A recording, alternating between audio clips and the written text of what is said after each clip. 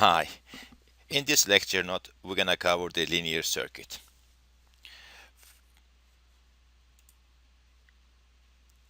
First we're gonna look at the linearity property,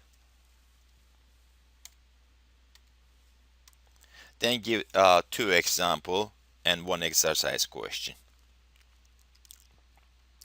First of all, uh, linear circuit is one circuit that output is linearly related to the input of the circuit. If input value change, output change with the linearly related to input value. We can use, for example, Ohm laws related to the input. I, output is V. So we know that V equal I times R, current time resistance. If the current change increase by constant K, then voltage will be increased by K2 also. So this shows the linear. We can use a similar property for addition property 2 also. If V1 is equal I1 times R, and if V2 equal I2 times R, then when we apply I1 plus I2, in this case, V will be equal I1 plus I2 times R. So we can have V1 plus V2 right there. Let's apply this property to some examples here. First example. In this example, let's assume that the Vs right there is given 12 volts. Then we can solve the question. If Vs change to 24, we don't have to solve the question. We can find the I0 related to this Vs right there. So better to find the I0 value related to Vs first. So if Vs change, we can see I0 change linearly too also. In this circuit, we'll look at here, I think we can write mesh equations. So we have two mesh equations. One is I1, the other one I2. We select the direction by default, left to right. Okay, if we're gonna write I1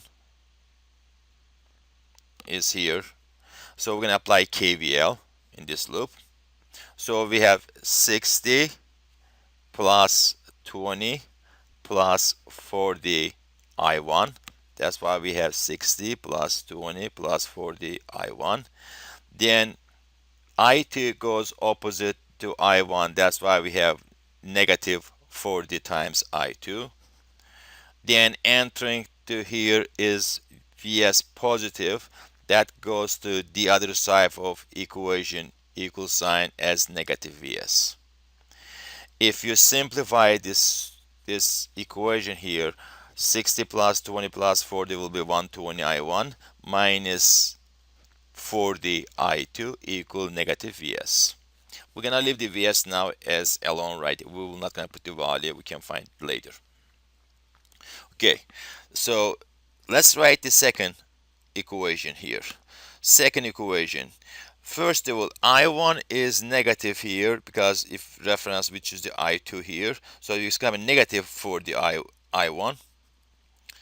So when we write the I2 in this second equation, we're gonna have 40 plus 80 plus another 40 right there. That's why we have 40, 80, 40 right there. I2 will be equal entering the negative side of the 3Vx goes equal sign. The other side is a positive 3Vx, and also entering right there is negative side of Vs. That's why it goes the other side of equal sign as positive Vs.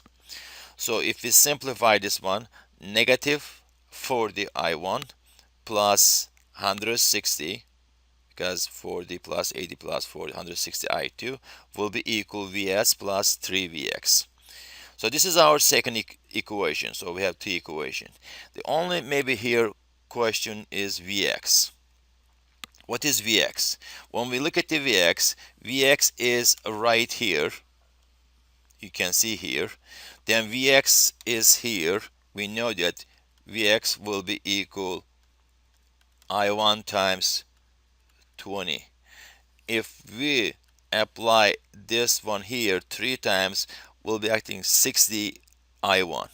That 60 I1 goes to the left side again, negative 60 plus negative 10. That's why we have negative 100 I1 plus 160 I2 equal Vs. So this is basically our second equation right there. So first equation we can use this one, the final second equation this one here. Now you have two equation. I look at this way here, how we can do. If we adding 1 to equation 1 to this equation 2, we have here negative Vs, we have here Vs. Easily we can say that 120 I1 minus 40 I2 will be equal negative of this term here. So that's why it's going to be 100 I1 minus 160. This way we can eliminate the Vs. So our equation here is function of I1 and I2. So we can simplify this one because we have 120 I1.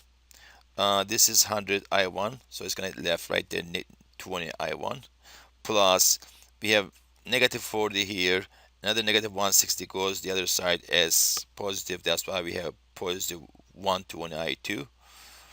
So from here I1 will be equal here negative 6 I2.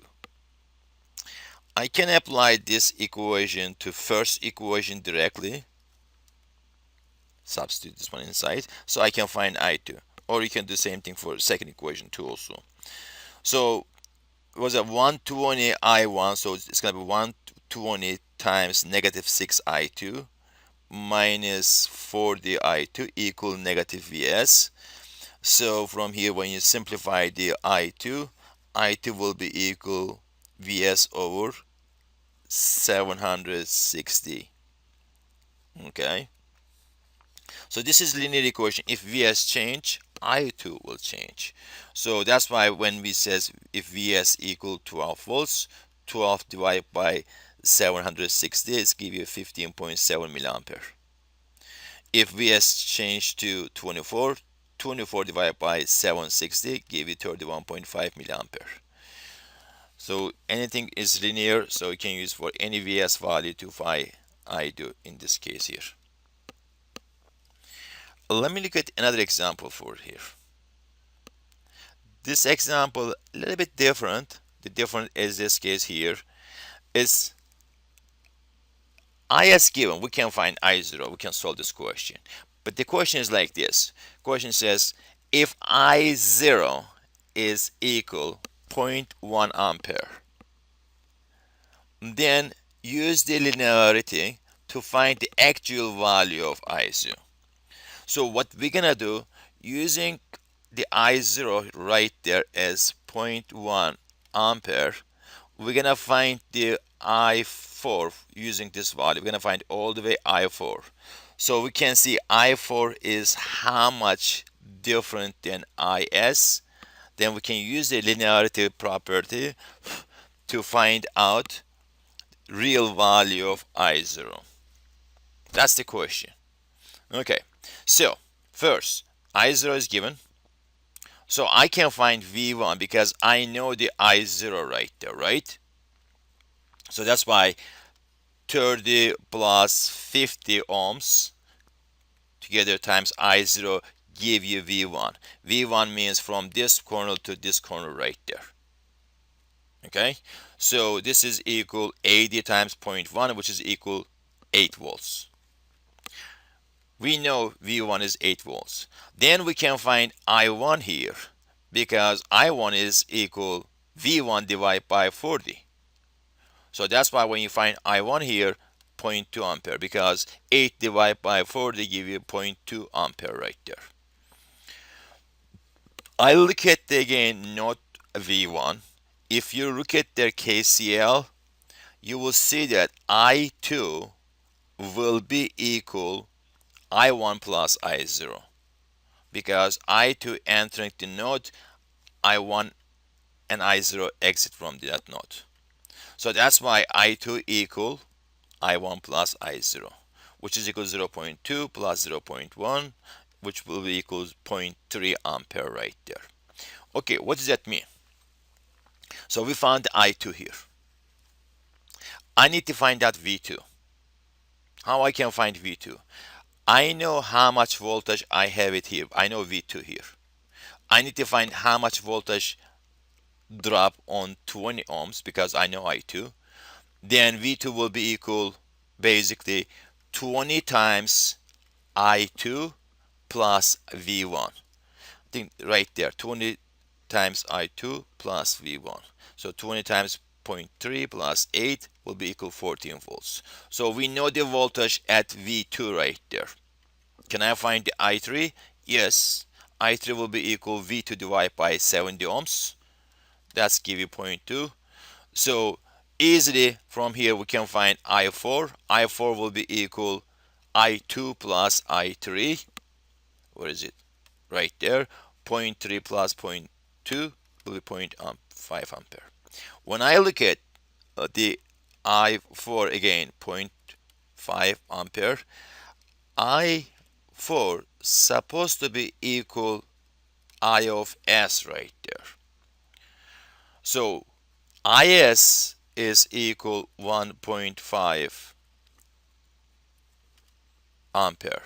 So IS is 3 times of I4.